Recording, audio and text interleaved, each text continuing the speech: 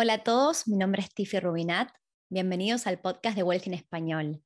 Hoy vamos a estar hablando acerca de cómo funcionan las tasas de interés, cómo afectan a los inversores y qué podemos esperar en cuanto al cambio en los precios de las propiedades en Australia. Hola, si estás disfrutando del podcast y a la vez aprendiendo, no te olvides de suscribirte. Ahora sí, que comience el show.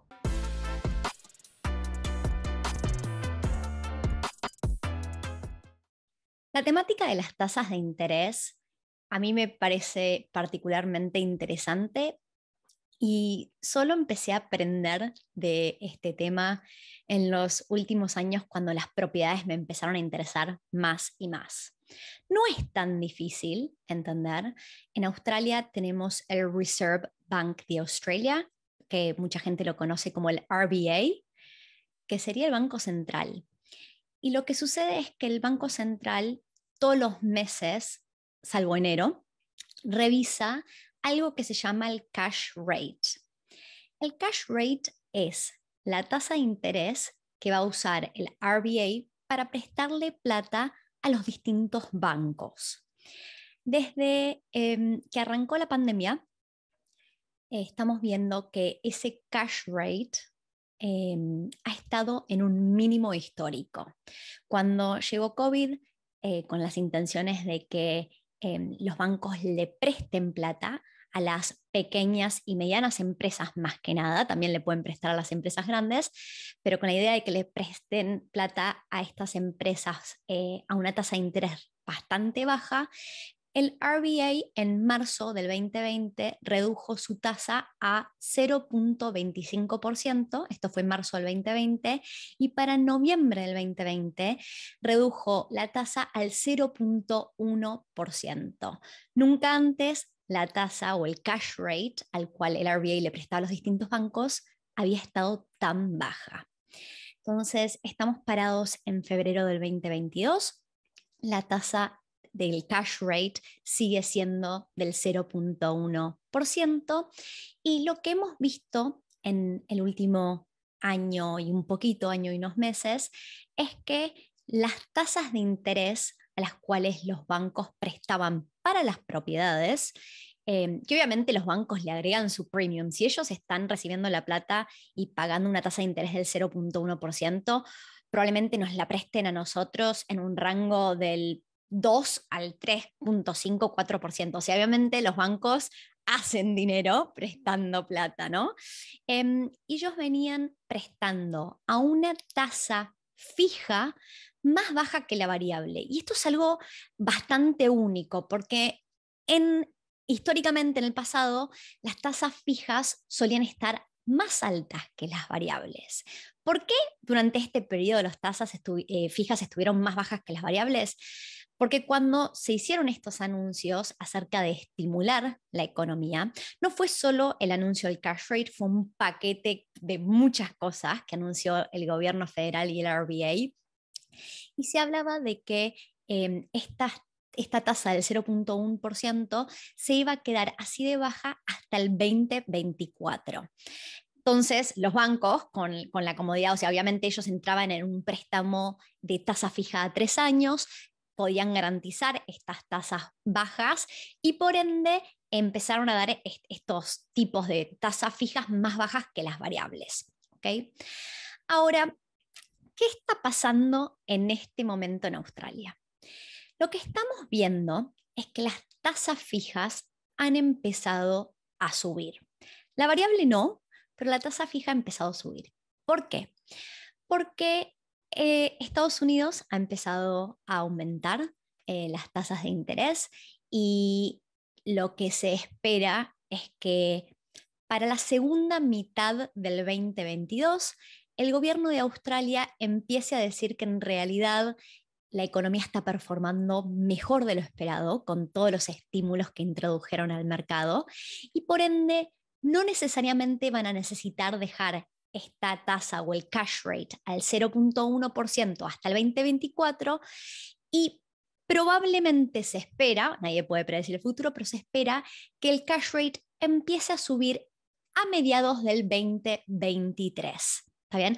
falta para que suba, estamos parados en febrero del 2022, falta para que suban las tasas de interés, pero eso es lo que está pasando, que la gente está empezando a sentirse nervioso justamente porque las tasas fijas que han estado más bajas que las variables en el último año y medio, 2 años, y esto es algo que no habíamos visto antes, pero la gente se puso cómoda y se acostumbró a eso, ahora están empezando a subir. Entonces, esto es un poco cómo funcionan las tasas de interés. Yo voy a estar mostrando mi pantalla para aquellos que están mirando este video en YouTube. Todo lo que voy a decir se puede entender muy fácilmente si están escuchando el podcast por Spotify, Apple Podcasts o cualquier otra plataforma. Básicamente, en este momento, yo lo que quiero que hagamos es no perder perspectiva. ¿A qué me refiero con esto?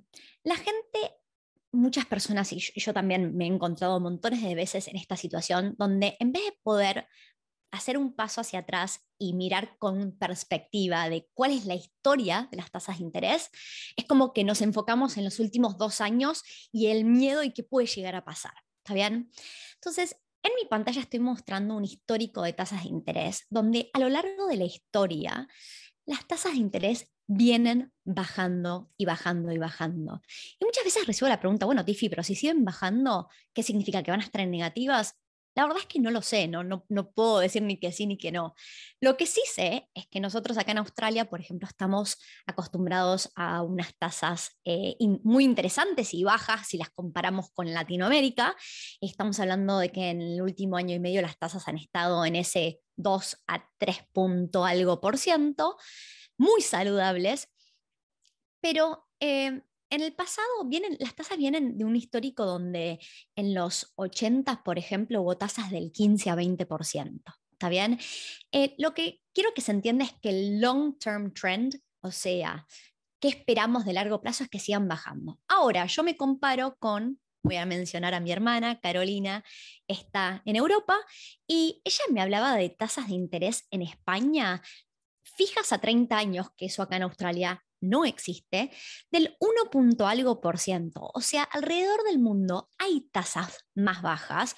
He escuchado por otro cliente que de Canadá también tenía la posibilidad de hacer tasas fijas a 30 años, con lo cual en Australia el máximo de periodos de tasas fijas que hemos visto puede llegar a ser a 5 años, pero en realidad las que estaban realmente interesantes en este periodo del último año y medio eran las tasas a 2 y 3 años, porque ya a 3 años empezaban a subir y ya creo que 5, que puede llegar a ser el máximo de unos bancos, estaba bastante más arriba, con lo cual no hacía sentido fijar a 5 años. ¿Está bien?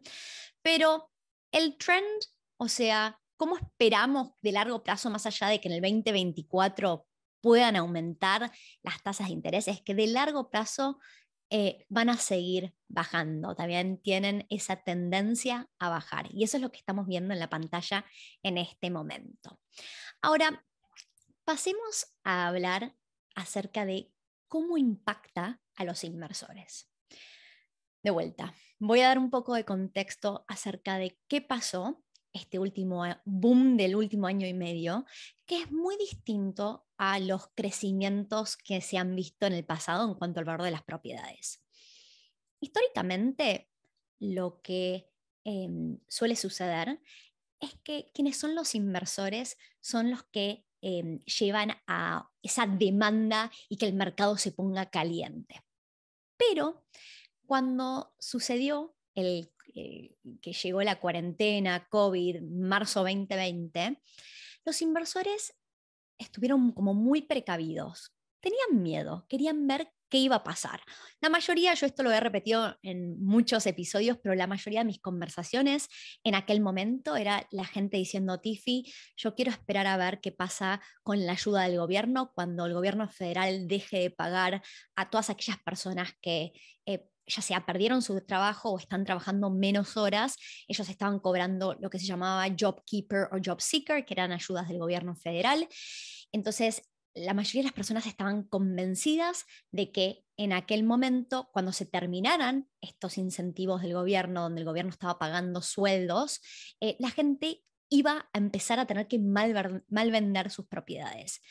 Y eso no pasó, terminó JobKeeper. Primero se extendió, originalmente iba a terminar en septiembre del 2020, después se extendió hasta marzo del 2021 y cuando se terminaron todas estas ayudas, lo único que pasó en el mercado es que se disparó y se empezó a acelerar cada vez más y más el crecimiento.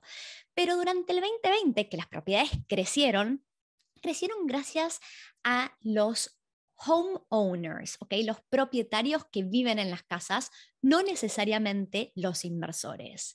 Lo que es todavía más único es que todos los que estaban esperando poder comprar su primera propiedad, aprovecharon de otros incentivos que daba el gobierno federal para poder acceder a esa primer vivienda que tanto les había costado acceder durante los últimos años. Fue una combinación de cosas. O sea, por un lado, la gente, por las restricciones que había y las fronteras cerradas, no podía viajar, plata que en el pasado hubiera destinado a hacer viajes al exterior, a salir con los amigos, ya sea a tomar algo, a comer o lo que sea. Estábamos todos encerrados, con lo cual mucha gente tuvo la capacidad de ahorrar que nunca antes había podido tener. Entonces, eso combinado con todos los incentivos de los distintos gobiernos para poder acceder a tu primer vivienda, hicieron que entraran los propietarios. Entonces, esto es bastante único versus otras veces donde el mercado ha sido acelerado por los inversores. Ahora, ¿qué pasa? Yo como inversora, y nosotros en Wealthy nos dedicamos a ayudar a las personas que quieren comprar una inversión mayormente, no necesariamente su hogar, tenemos un gran beneficio. ¿Cuál es ese beneficio? Es que si las tasas de interés suben, y nos puede pasar, nosotros tenemos un ingreso por alquiler o renta que nos ayuda a cubrir todas nuestras expensas, incluyendo la hipoteca. Y uno de los gráficos que quiero mostrar en este momento en mi pantalla es algo súper clave a entender. Esto es un análisis en realidad hecho en Estados Unidos, no tenemos la información para Australia, pero lo que podemos ver es que en el histórico, desde 1995 hasta el 2020, cada vez que hubo inflación y que los precios crecieron, también las expensas crecieron, los ingresos por alquiler crecieron más que la inflación. ¿Está bien? Entonces, cuando yo tengo una propiedad donde estoy esperando ese ingreso, si mis expensas suben, está bien, las expensas suben, pero lo interesante es que si mis ingresos suben más que mis expensas, no tengo un problema. Esto es muy distinto para alguien que compró su propio hogar. ¿Por qué? Si yo tengo ingresos y mi sueldo puede estar subiendo o no, y eso es lo que no sabemos, ¿está bien? Pero yo tengo que cubrir de mi propio bolsillo todas mis expensas, incluyendo la hipoteca, y las tasas de interés empiezan a subir, y eso significa que yo cada vez, mes a mes, tengo que hacer repagos de una hipoteca más alta, no estoy contando con ingresos que van a poder ayudarme a cubrir ese aumento en la hipoteca. Entonces, es muy distinto el impacto de aumento en las tasas de interés a alguien que es un inversor versus alguien que compró su hogar. Y por eso yo en Wealthy, cuando hablamos con clientes y mostramos cash flows, tenemos que tener en cuenta que tenemos que jugar en el cash flow los ingresos y los egresos, incluyendo la hipoteca, a la tasa de hoy en día, porque no es justo yo simular tasas de interés más altas si en general cuando las tasas de interés suben, suben mis ingresos por alquiler. ¿Está bien? Eso es un mensaje súper importante. Entonces, si yo fui un inversor inteligente que entendí antes de comprar una propiedad qué podía esperar acerca de mis ingresos por alquiler y mis expensas, incluyendo la hipoteca, y esos números me cerraban, no tengo que empezar a desesperar en la situación donde se empieza recién a hablar de que puede que en 2023 o 2024 suban las tasas de interés. ¿Está bien? Ese es el mensaje, es no cunda el pánico porque esto es lo lindo de hacer inversiones versus comprar nuestro propio hogar. Ahora, voy a dejar de compartir mi pantalla y vamos a hablar un poco acerca de los precios. Los precios de las propiedades y qué puede suceder. A ver, las tasas de interés de las cuales empezamos a hablar al principio, donde teníamos que el RBA le prestaba a los bancos a una tasa que se llama cash rate, no solo afectan a las propiedades, afectan a toda la economía australiana, a las industrias, justamente todas las decisiones que se tomaron en principio cuando explotó COVID eran para mantener a la economía circulando y que los pequeñas y medianas empresas pudieran no hundirse, básicamente. Entonces, el gobierno va a seguir teniendo en mente la economía en su totalidad. ¿Bien? Es cierto que cuando empezamos a salir de esta pandemia, 2023-2024, podemos esperar que las tasas empiecen a moverse. Ya hemos visto cómo las tasas fijas en los últimos meses han subido más o menos 50 a 60 puntos básicos, pero las variables no se han movido. ¿Bien? Entonces, ¿cómo son afectados los precios de las propiedades? Y la gente le gusta el sensacionalismo y seguir a los medios. Todos sabemos que los medios venden más cuando obtienen títulos sensacionalistas, con lo cual no me cabe ninguna duda de que vamos a ver todo tipo de títulos en los medios del boom, del crash, de que caen los precios, etc. Y yo siempre cuento la historia de que en marzo del 2020 uno de los 4 grandes bancos de Australia, Commonwealth Bank, estaba prediciendo que los precios de las propiedades en los siguientes 2 años iban a caer un 30% y muy lejos de eso, en el último año han crecido en varias ciudades un 25%, con lo cual de lo que predijeron los grandes bancos, lo opuesto ha sucedido, ¿ok?